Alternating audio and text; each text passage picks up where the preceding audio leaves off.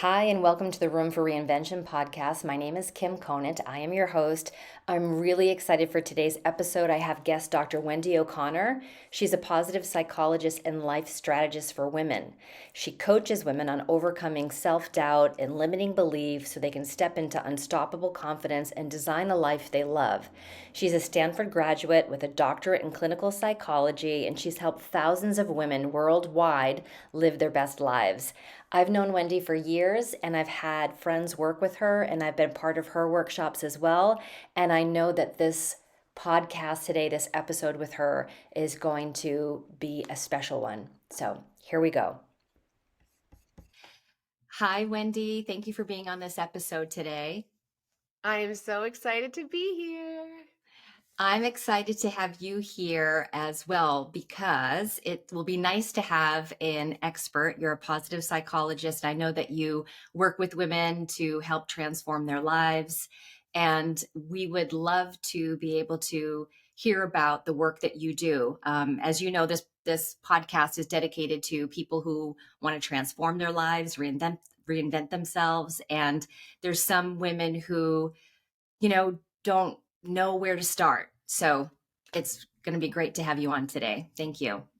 I'm so happy to be here. This will be really fun to chat about because it's my passion is helping women transform their lives. So this is my jam. So I'm Dr. Wendy. I'm a positive psychologist and life strategist for women. So I help women overcome self-doubt, lack of confidence, feeling stuck, not knowing where to turn, but those women who really desire to live a life by design. So I incorporate the science of happiness and cognitive behavioral work, and we essentially create the roadmap for their next chapter in their lives. It's so much fun.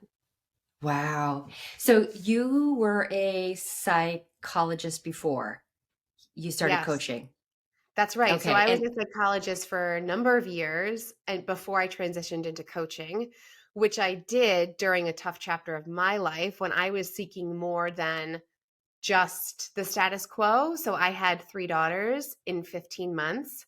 And so when I had my girls and they were so small and we were just figuring out parenthood, I found myself really surviving versus thriving. And I started to get to a place when I said to myself, I just feel like there's got to be more than this. There's more than just surviving my life. There's got to be more fulfillment, excitement, joy, more identities than just my one as a mama. And I started to research positive psychology. And I thought, oh my gosh, I can't believe there's actually a science of happiness. This is the coolest thing.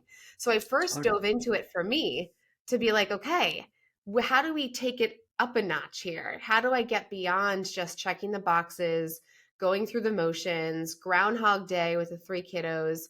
How do I get to a place where I wake up and I'm like, oh, my life feels lit up? It feels on purpose. It feels driven. It feels exciting. What does that look like? And so then once I started to research positive psychology and understand what that's all about, I started to integrate it into my practice and I decided to become a coach and to do coaching instead of just the clinical work. So that's how I got started as a coach. And I started as a coach, that was my big reinvention because when I started to tell people, I think I'm going to leave clinical work, I think I'm going to dive into this new idea, I had so many naysayers that were like, "Are you sure? Like being a Mm. psychologist, having a thriving practice, like this is secure. This is stable. This is like as close as we get to a guarantee." And I just said, "But it's not lighting me up. And I want to feel like my life is really lit up and worth seizing and savoring." And I took the risk because my heart said to, and I had no idea if it would work or not, but here we are. Wow. I love it. Most of the women that I interview, same thing. It's like, and unfortunately, though, there's a lot of them who hit rock bottom. And, we're even contemplating, like, maybe it would be better if I wasn't here.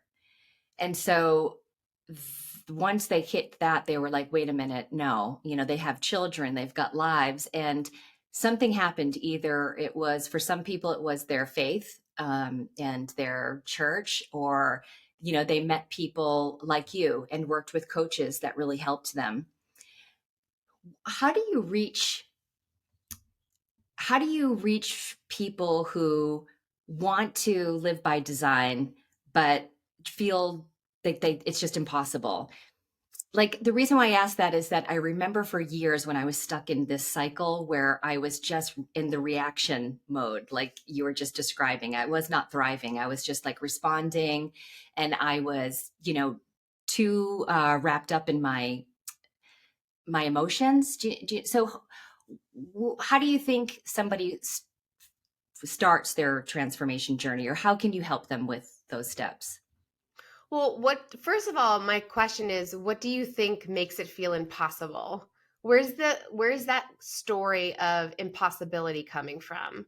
Is it like you were saying, just having really strong feelings and just following our feelings everywhere they lead us? What do you think the impossible piece of it is? Yeah, I guess from my own experience, I feel like I always talk about consciousness. So I don't think that I was conscious.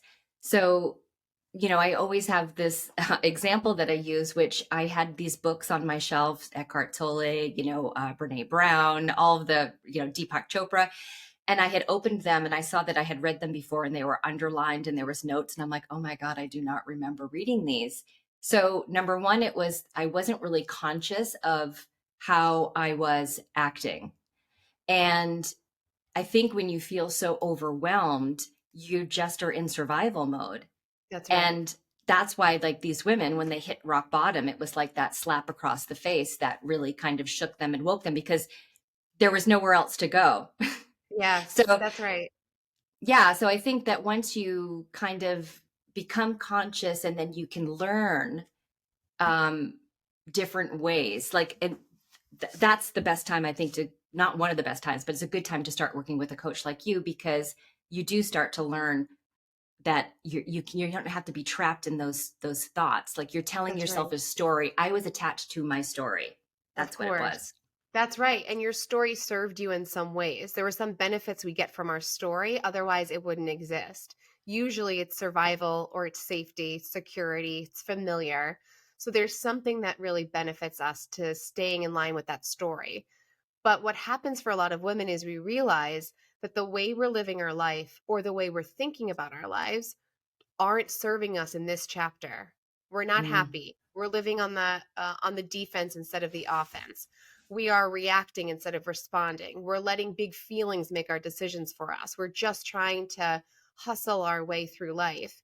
And so when we start to do this work, the first place that we begin is two parts. One is awareness building, which is what you're talking about, bringing that level of consciousness, eyes open, being awake, being aware of what's going on in my life and how I'm playing a role in the misery or the discontent or the feeling left behind that I'm mm, experiencing. We mhm, play a major role in that process, but a lot of times we don't have the awareness to recognize our spin on it and our take on it and our responsibility in it.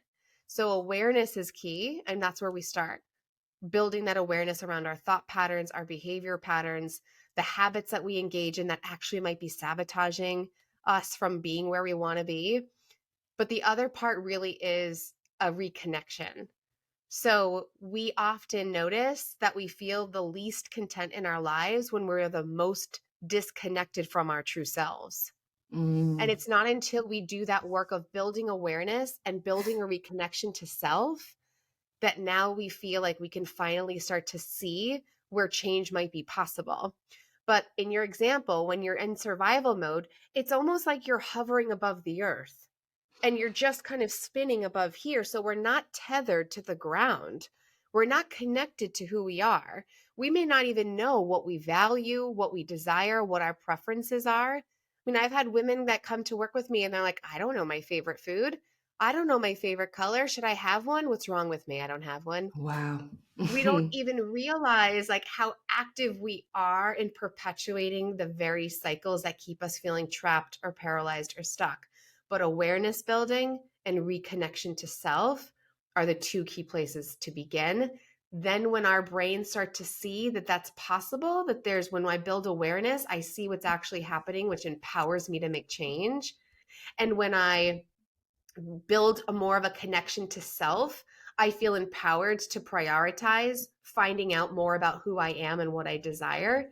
Now we start to feel like there's wiggle room and that is possible. Something's possible. We may not know exactly what, but we do feel like there's a little bit of flexibility and wiggle room to figure out what could be next.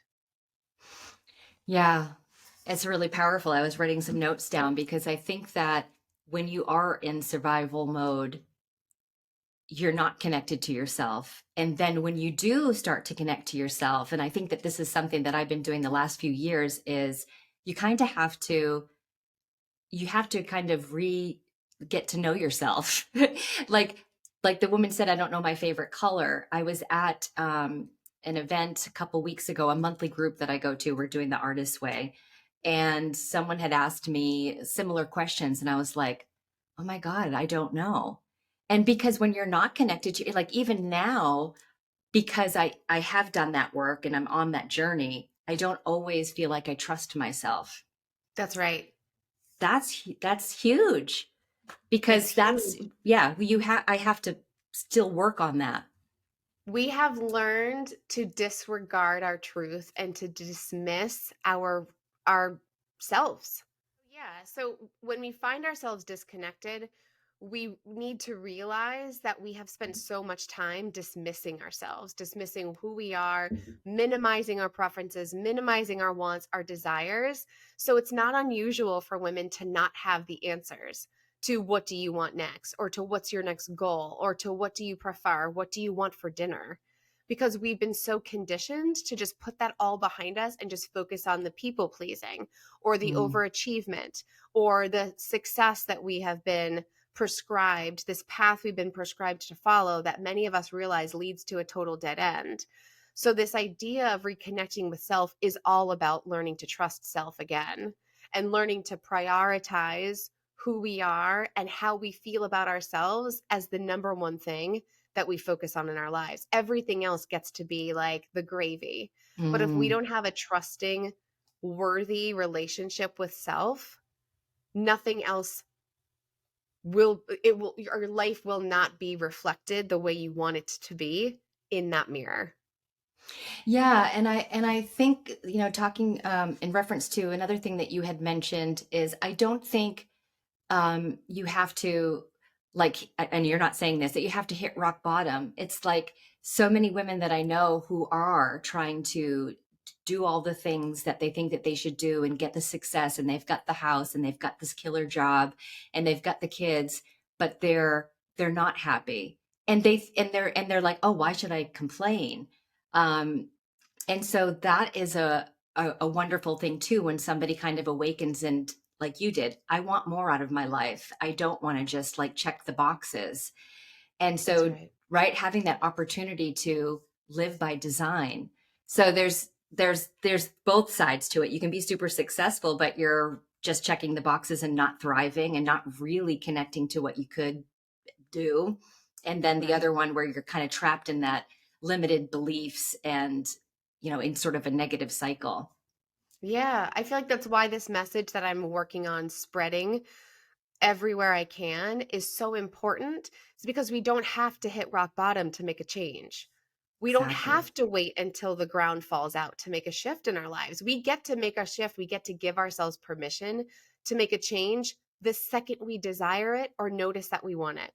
We don't have to wait for something really bad to happen to give us like legitimacy in taking the reins of our lives. And I feel like that's a lot of the times women will just put themselves last and diminish who they really are such extremely that they find themselves hitting rock bottom. And we don't need to go there to make change. But it's sometimes the only time that women give themselves permission to change is if things are really so catastrophically awful that there's nowhere else to go but up. And I want Mm. women to feel empowered to make changes any minute of their lives just because they desire it. Wanting something is enough of a reason to go for it. Yeah. Yeah, exactly. I have some, and that's the best time. Like, I have some people in mind that aren't necessarily happy in what they do, but they feel like they can't leave because the money that they're making is too good. And it's kind of like maybe it's something like what men do, like in the past when men were their providers, and they had to work. And so I have some women in my life that, oh, I would do this if I could. And I want them to meet you and hear this because they don't have to be limited and stuck, like you said. They can change. Yeah, And do what often, you yeah. want to do. Do that thing on your heart. Like if there is that something on your heart that's like, oh, I wish I could do this, but dot, dot, dot.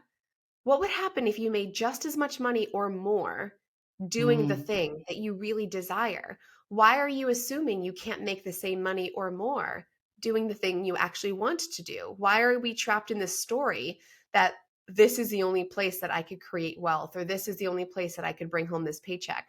Says who? yeah. I'm a happiness coach. And I was able to make it to multiple six figures a year as a happiness coach. Like if cauliflower can be a pizza, you can do anything. Like we're good. But we need to trust that regardless of the outcome, which is what people really get hung up on, like they want the guarantee of the outcome being in their favor. We never have a guarantee. We never have a Hmm. guarantee it's going to work Hmm. out. We have a guarantee it'll work out. It doesn't work out. There's a couple options. But what we don't want to do is spend our lives looking back and wishing we had tried and went for it and taken the risk because Hmm. this woman in your mind that's making this great salary has no guarantee her job will be hers tomorrow. And Right. she has no Yeah. guarantee she'll be here tomorrow. So, this idea of kind of like, oh, I'm stuck because it's just a story. And women need to start challenging their stories because our stories are what keeps us feeling trapped and paralyzed. Absolutely. 100%. Yes, I was attached to my story for many, many, many years. I think another challenge is um, when you're in it, it's the challenge of like being in the now. I guess I'm talking about myself today, but so for instance, I finally became awakened, right? Conscious. And I was saying to myself, okay, I'm getting older. I'm going to be 50 in a couple years. That was a couple years ago. I'm over 50 now. But, and I'm like, I didn't want to have regrets. I wanted to live the life that I wanted by design. And so what may happen sometimes is, and so how do you help your clients with this is you have to enjoy the journey. And sometimes I get trapped in the outcome. I haven't gotten there yet. I haven't gotten there yet. I'm almost there. And I have to remind myself to be in the present and that this is also part of the journey and is just as delicious, right? It can be just as delicious if we let ourselves really seize the experience. But what most of us do is just follow this map, this prescribed map to this destination that we desire. And when we follow this map to this destination that we desire, and all we are focused on is when are we going to get there? When am I going to reach the finish line? It robs us of the now. But we are Yes. conditioned to think that way. Like we went to elementary school and then we're focused on okay the next thing is that middle school and the next thing is high school and the next thing's college and the next thing's your first job and the next thing's a relationship and a marriage and a house and the kids. So we've been following this prescribed path instead of being taught how to be in this life very awake, very alive, and to savor every moment of it.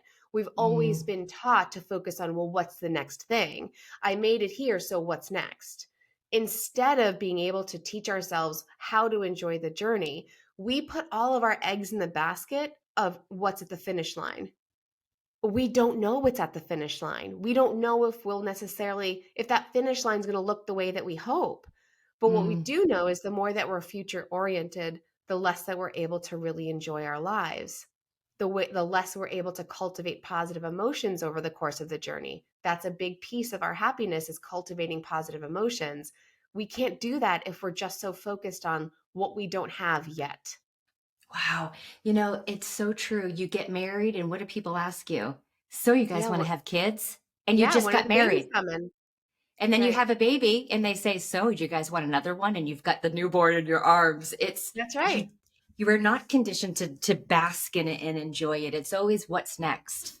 Always what's next. And this is also why so many women feel this disconnect from themselves because that prescribed path was never really about you.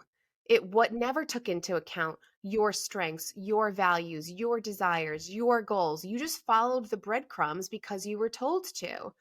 And now Mm, you wake up one day and you're like, why aren't I happy? What's wrong with me? I have the house and I have the job and I have the marriage and I have the success, or I'm building it. Why am I not content? Well, because you need a new roadmap, because the roadmap that you've been following has not been the one that's meant for you. And then when mm, we eventually, ideally, get curious about what could that roadmap be for me?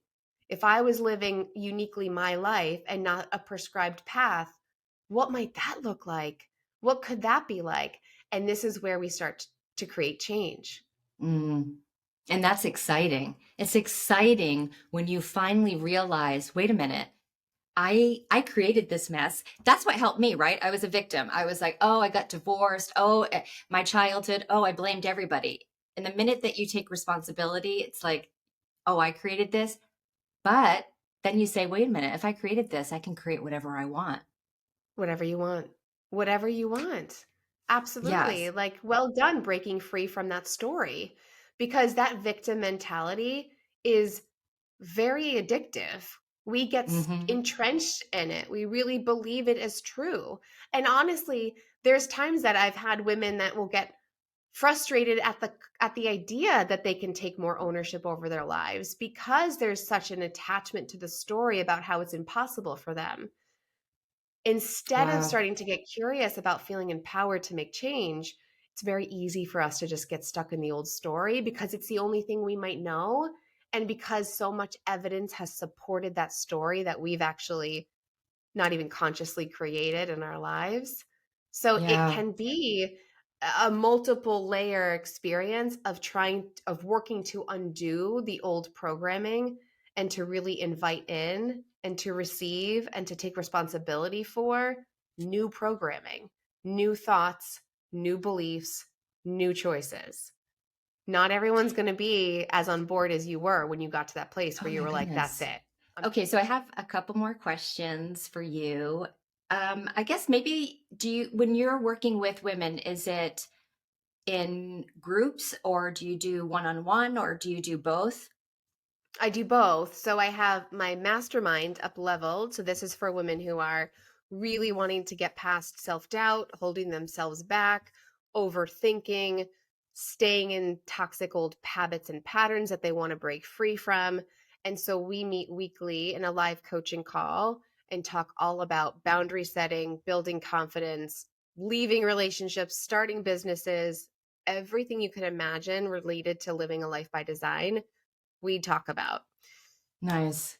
In addition to the group, I do private coaching with clients as well in a one on one format. So I have both options because both seem to be so rich in their own ways. And I love both of them. So I love working in both capacities. Yeah, I can imagine with the group work, it's probably cool to have other women who are going through their own journey and having that support. Exactly. Women are always saying to me and to each other, oh my gosh, like I totally thought I was alone in this. I didn't realize anyone Yes. else felt this way or thought this way because we keep these thoughts and feelings so close to our chest because we feel embarrassed or shame around feeling these ways or thinking these ways or not being living up to our full potential. And so to be in a community space, a safe space with women that are on the same journey in their own unique ways, to hear their stories, it is such a game changer for so many of my clients because they felt so alone in this journey and they Mm, thought it was like such a lone wolf experience until you hear that we all think this stuff. We all feel this yeah. way. We've all had like experiences similar to what you've had. So it's life changing. I can imagine. And I also think the same, like doing this podcast, this project, the women that I've met, it's like even though the stories are different, they're pretty much the same. And it is amazing how similar our lives are. And I know that just being able to hear other women's stories, I feel that support. And it's like, okay, I'm not alone. And I do think that being able to join a group like yours can help speed the process up because when you first are trying to, when you first realize that you can design your life and you start, there's just so much information, or you go down this rabbit hole and then you end up getting so overwhelmed that you don't even know where to begin. So you just don't start. That's So right. yeah, so I think it's important for more people to hear about your work, because having a roadmap, having the community, like you said, and then having an expert to help guide them is just, not that you have to speed it up, but it just helps. You don't get trapped in that spider web. That's right. The accountability, the support, the mentorship, all of it helps keep us moving forward. It's much easier for us to quit on ourselves or to say, forget it, than it is when we're in a group of women or we've hired a coach to say, really help guide me. We feel a very different level of accountability, which really does yield very different results. So I Yeah. totally agree. Yeah. And I think too, it's like once you start doing that work and you become conscious, all of your relationships are better. Of course, like I started reading Conscious Parenting, and I started to realize, oh my God, I mean, I may be in the same room with my son, but because I'm in my head, I'm not really there with him. So this work for me has also helped in all other relationships. I'm so glad you said that because this is one of the things that I think keep women on the fence for too long when they're considering hiring a coach or joining a group like this. They're telling themselves that it's selfish. They're telling themselves they don't have time, that there's other things that are more important.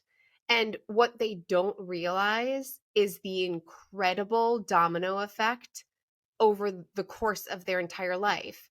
Everything we do to be happier, healthier, mentally well, thriving women has a positive effect on every single person you interact with, from your children to your best girlfriends to your coworkers to the Starbucks barista. Everybody gets to benefit when we are our best. And it's a very backwards way of thinking than we've been conditioned as women. We've been taught to quiet, we've been taught to minimize, dismiss who we are, what we want. So, this idea that, oh, wait a second, prioritizing what I want and my values and my dreams will actually benefit other people, not something most of us have ever even considered. Yet it is 100% the truth. So it's amazing. Yes. It is amazing. It has changed my life. I still have work to do, of course, um, and we can all benefit, I think, from working with someone like you, working with you, and doing, with a group as well. But yeah, it has, and my son sees me living in consciously and living my truth and being happy. I mean, that just reflects to him like, oh, wow. And, I tell him, you don't have to be stuck to your story. You don't have to, you can do whatever you want. So, yes, it does affect everything. And when you're happier, you just feel better. And it does relate to your clients, your spouse, family That's right. members. Yeah, That's it's great. right. Like it elevates our relationships and it elevates people's experience of us and it elevates our experience of our world. It is so impactful with 1,000% true. And I love that you're bringing this up too of the modeling piece of it. Now, I'm not going to say I think it's a duty or an obligation, but I think it's a complete opportunity for us to empower other women by modeling what's possible for us, by Mhm. showing other women that you can prioritize who you are and what you want, that you get to choose to pursue your dreams, even if they make no sense to anybody else. We can't expect other people to get it. But the more that we witness other women doing this work and up leveling their lives, the more we feel like we have permission to do it too. So that Mhm. in its on its own also casts a ripple effect into the world of just instead of surrounding ourselves with women that hold each other back or hold themselves back, start thinking about getting into circles, sitting at tables with women who are taking the risks and showing up very differently than we've been conditioned to show up. Let them show you what's possible for you too, because if she can, so can you. Yes, yes, yes. 1 million times, yes. That was one of the things that I had to do, is I had to look at who I was surrounding myself with. And when I I was surrounding myself with people that were like me. They were limited beliefs. So I had to start surrounding myself with people who, like you said, are modeling that, they already have it, or they're working on that. And it totally changed my life. I love that. You're living Yes. proof that the work works. Well done. Yes, but yes, I need to join one of your groups because I do need the roadmap to get me to the place where I can start to trust myself. It's like I've take the training wheels off and start because you intellectualize this stuff and you start putting some stuff into practice and you see the results, but there's still that push. I think that benefiting from the group experience would be good as well. Absolutely. And I was somebody too, I have to just say, personally, when I first started this work and wanted to hire a mentor, I was really nervous about groups. And I think many women are, and it's totally normal. I'll hear Mm, a lot of women say, I don't know about a group. I think I prefer one on one. I'm not sure about a group. I don't have the best history with women and trusting other women and kind of sharing space, sacred space with women. I just feel like I need to do this on my own. And then I felt this way too. I was nervous about the group. And then the first group that I joined, I said, oh, this is what it is. This is what it's wow. about. Like, never again will I hesitate to join a group because you receive almost so much more than you even put in. It's just Yeah. that, it will blow your mind when you're in the right group with the right women who just really do desire to support each other. It will blow your mind just how much you can connect and love each other and cheer each other on and root for each other's success.